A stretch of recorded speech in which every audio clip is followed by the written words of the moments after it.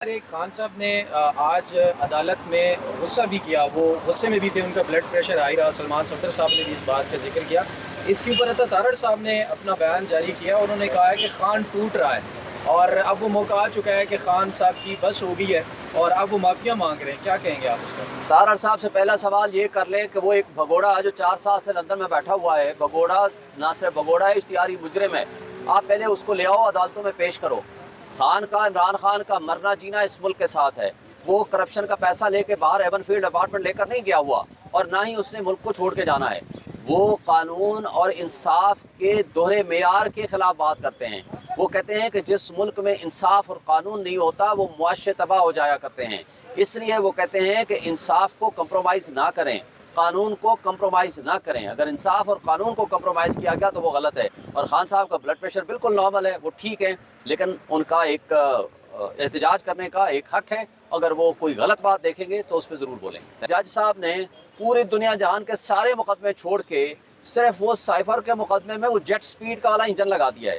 भाई यहाँ एक मैटर सब जुडिस है कि ये क्या केस चल भी सकता है कि या नहीं चल सकता, वो वहाँ उससे पहले चलाए जा रहे हैं। और दूसरा, सहूलियात के लिहाज से तो हम आपको ऑलरेडी बता चुके हैं, तंग व तारीक किस्म की एक सेल है और जिसके ऊपर जहाँ वाक़ करने की भी इजाज़त नहीं, व नमाज़ पढ़ने की भी जगह नहीं है। वो बड़ी मुश्किल से, उनको फैसिलिटीज़ तो है नहीं। वो झूठ बोला जा रहा है मीडिया में कि जनाब उनको बी क्लास दे दी गई और वो साबिक़ prime minister under the rule जो इंटाइटलमेंट है उनको मिलता है। लेकिन एक बात अभी पता चला है कि उन्होंने ये कहा है कि हम आपको वो एक छोटी सी जो दीवार थी उसको तोड़ के कोई वॉक करने की इजाज़त देंगे।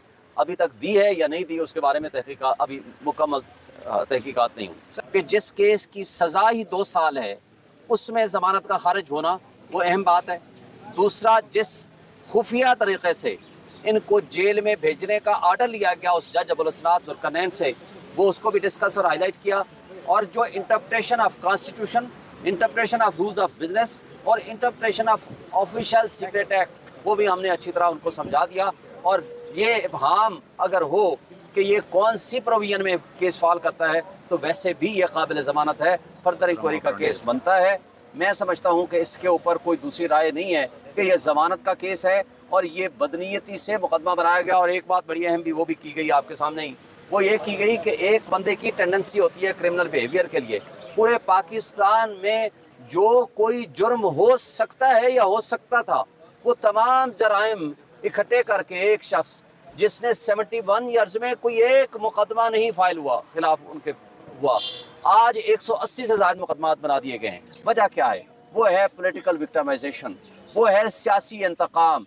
चूँकि वो जो बोने सियासी कद रखने वाले वो इनका मुकाबला नहीं कर सकते सियासी मैदान में।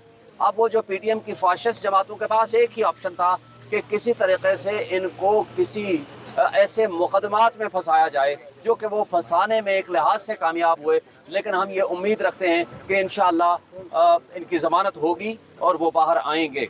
सर आप ये बताइए कि आपने कहा पूरा केस और तमाम दलाइल के साथ आपने उनको समझाया, उनको पहले से नहीं पता कि ये केस किन ग्राउंड्स पर बनाया गया और क्या उन्हें इतना ज़्यादा समझाने की ज़रूरत पड़ रही है कि केसेस समातें डिले ही होती जा रही हैं? समझ तो नहीं आ रहा मेरे ख्याल में उनको। देखें, पहली बात तो ये है कि ये अलग बात है कि उनके पास ये केस पहले भी आया है, लेकिन चूँकि अब ज़मानत का केस है वो डिटेल आर्गूमेंट सुन रहे हैं। मेरा ख्याल है कि बेहतर होता कि ये सुबह का टाइम रखा होता तो आज कंक्लूड हो जाता, या आज की बजाय ये कल पे चला जाता।